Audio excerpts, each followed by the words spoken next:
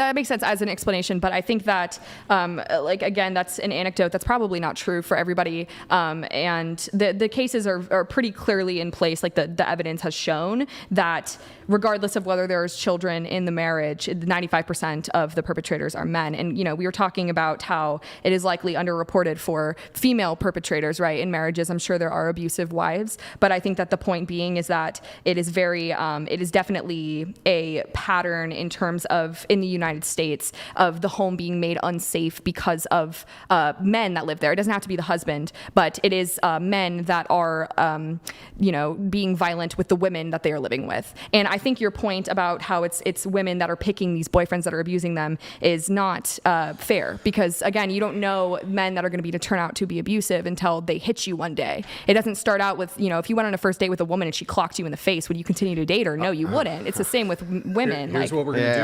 Okay, Andrew, you give your response, then we're going to do prompt change. Okay.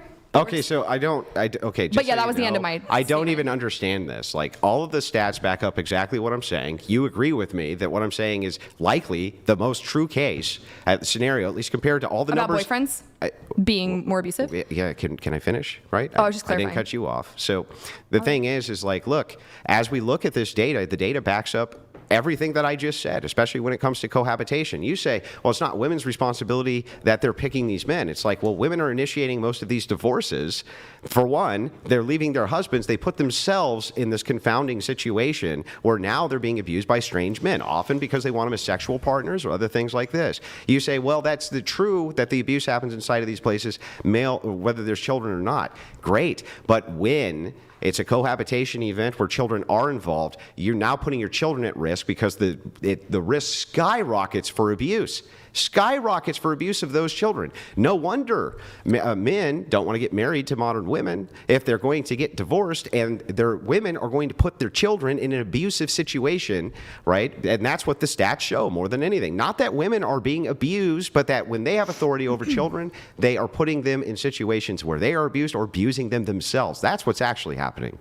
We do have to change prompts. Andrew, I think you wanted to perhaps discuss patriarchy and force doctrine. Sure. Would you like to get into that? Go ahead. Yeah, you can start. Yeah, so I'll give you my definition of patriarchy first. It's a historic definition. It means rule of the father. I often will short phrase this to from the father. Usually it operates around something which is patrilineal lineage rather than matrilineal lineage, though not always. You can have patriarchies where there's matrilineal lineage. You can find this in Judaism and other places like this. When I talk about patriarchy, I'm broadly speaking, at least in modernity and in the last 100 years, about men being in charge of general systems. We could just say men being in charge of general systems, head of the household, head of the family, things like this. My view is that patriarchy is always going to end up being the default, especially the more feminism there is. You'll push more people into the patriarchy role, and here's why. Because of force doctrine. Force doctrine is a doctrine which I came up with, which tries to describe a phenomenon which you yourself are going to have to concede is true. That half of the world right now, if men decide to, they can basically exterminate every single woman inside of their nations, and there's not a damn thing women can do about it.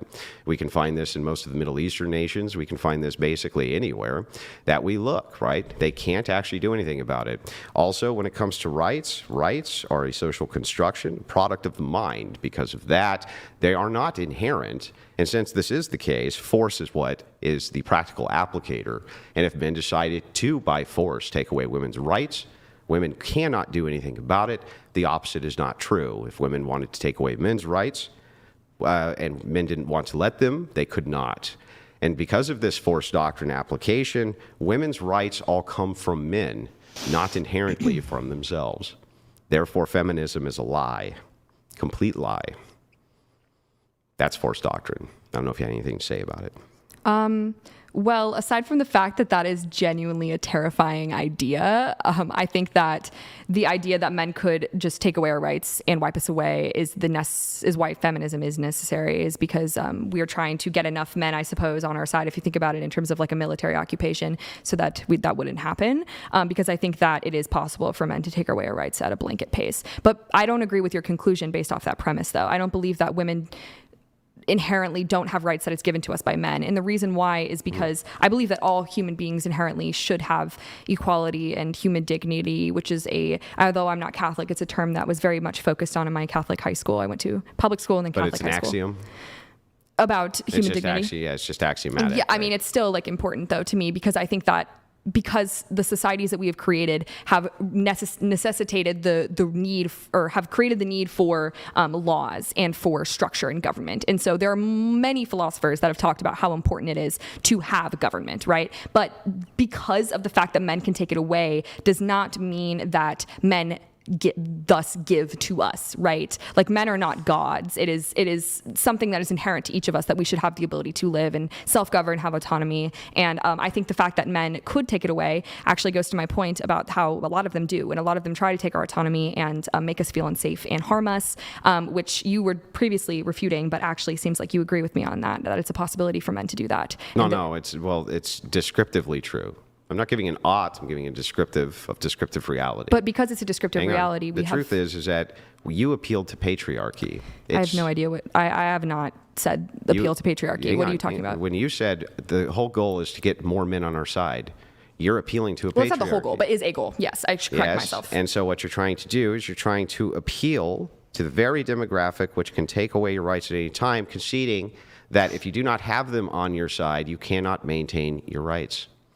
That is not ever true of men, which is why you'll always end up with a default patriarchy, especially the more feminists push. I don't know if you're looking at the modern world it's not now. it's the modern world, because it's not necessarily a default. It's always going to be a default. But in a lot of tribes, they were very matriarchal, and like women were at the head of the family. There's never been a matriarchy in the world. That is not true at all. You give me one. Okay, I will look it up for you. It's going to be an Indian tribe, and I'll refute it. Watch. Well, indigenous people largely have. It's going to be an Indian tribe, tribes. and I'm going to refute it. I think you should just use the term indigenous. I think you should just use the term Indian. I don't see any problem with it at all. Oh, I think they do. I don't think so. Indians themselves call themselves Indians often.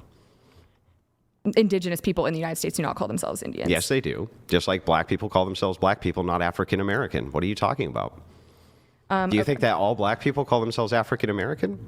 This is a moot point, so I'm not going to even go into this with you. Well, you're the one who wanted to tell police to say that I had to say Native American instead of Indian.